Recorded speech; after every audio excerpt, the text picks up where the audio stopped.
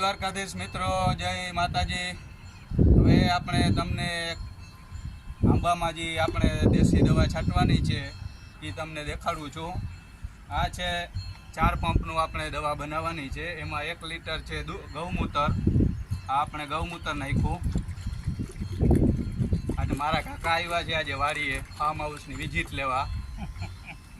આમ તો બહુ માનમૂંગા છે, બહુ આવે નહીં, આજે આ કેમ નવરા થઈ ગયા ને કેમ આવી ગયા મિત્રો। 1 લીટર ગૌમૂત્ર નાખ્યું છે ને હવે એમાં નાખીએ છીએ આપણે 1 લીટર ગાયનું દૂધ।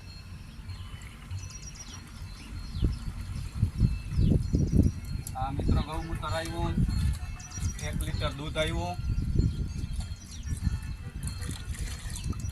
અને હવે આવે છે દેશી ગોળ। આ મિત્રો દેશી દવા છે, કોઈ પણ જાતનો રોગ આવતો નથી અને એમાં આપણે 4 પંપનું બનાવવાનું છે એટલે એમાં નાખશું આપણે અડધો કિલો દેશી ગોળ।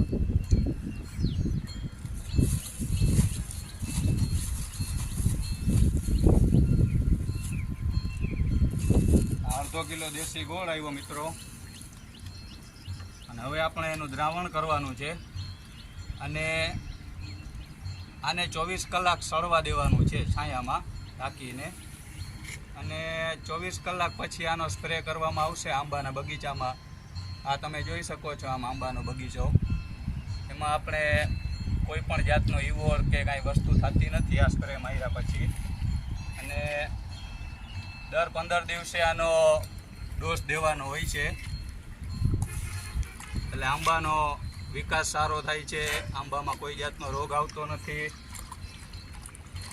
તો મિત્રો આ તમને દેખાડું કે દેશી 1 લીટર ગૌમૂત્ર, 1 લીટર ગાયનું દૂધ અને અડધો કિલો દેશી ગોળ આપણે એનું દ્રાવણ કરી લીધું છે અને હવે આપણે એને ઢાંકીને રાખી દઈશું અને 24 કલાક ઢાંકીને રાખીને પછી પરમ દિવસે આનો સ્પ્રે કરવામાં આવશે।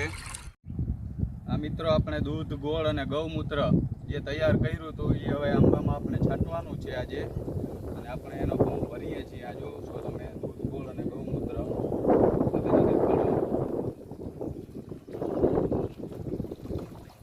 આ દૂધ, ગોળ અને ગૌમૂત્રનું મિશ્રણ છે, બધું 250 ગ્રામ નાખવાનું છે આપણે આંબામાં।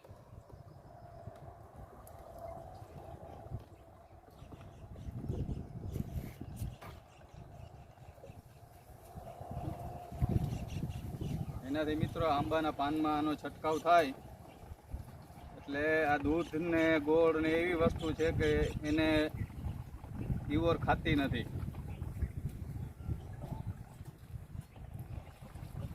આ જંતુનાશક દવા કરતાં પણ ખતરનાક આની સ્મેલ છે। આની બાજુમાં તમે ઊભી ના શકો એટલી આની સ્મેલ ખતરનાક છે।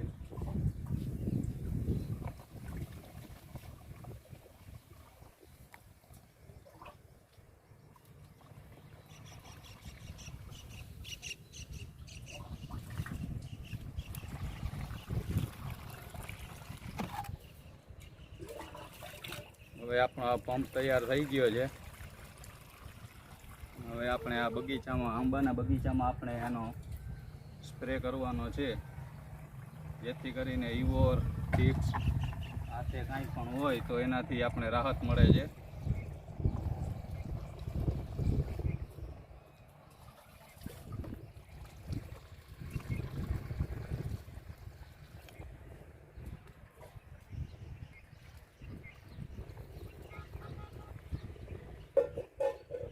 સ્પ્રે થઈ ગયો છે તૈયાર।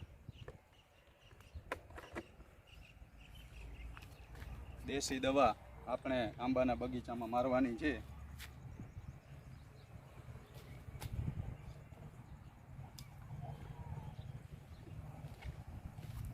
હાલો મિત્રો હવે આપણે દવા છાંટવાનું ચાલુ કરશી। દૂધ, ગોળ અને ગૌમૂત્ર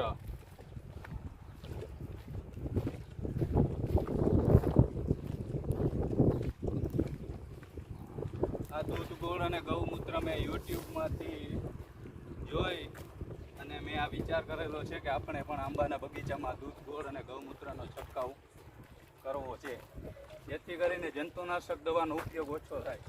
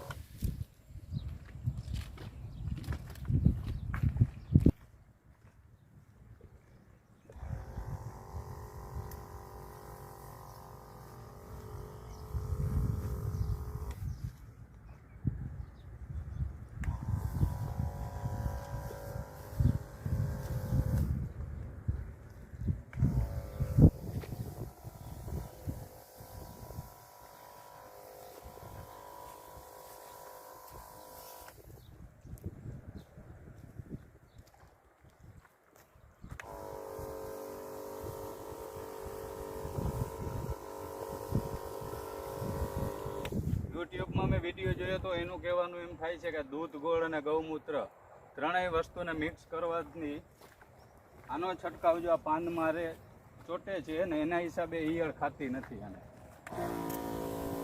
ઈયળને આ વસ્તુ ભાવતી નથી એટલે ખાતી નથી ને ભૂખી મરી જાય છે.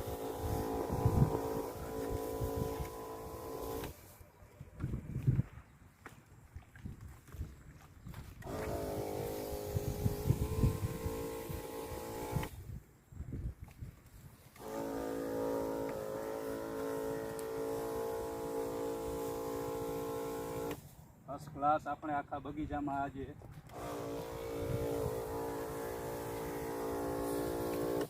દૂધ ગોળ ને ગૌમૂત્રનો છંટકાવ કરવાનો છે જેથી કરીને આપણે ઈયળથી બચી શકીએ.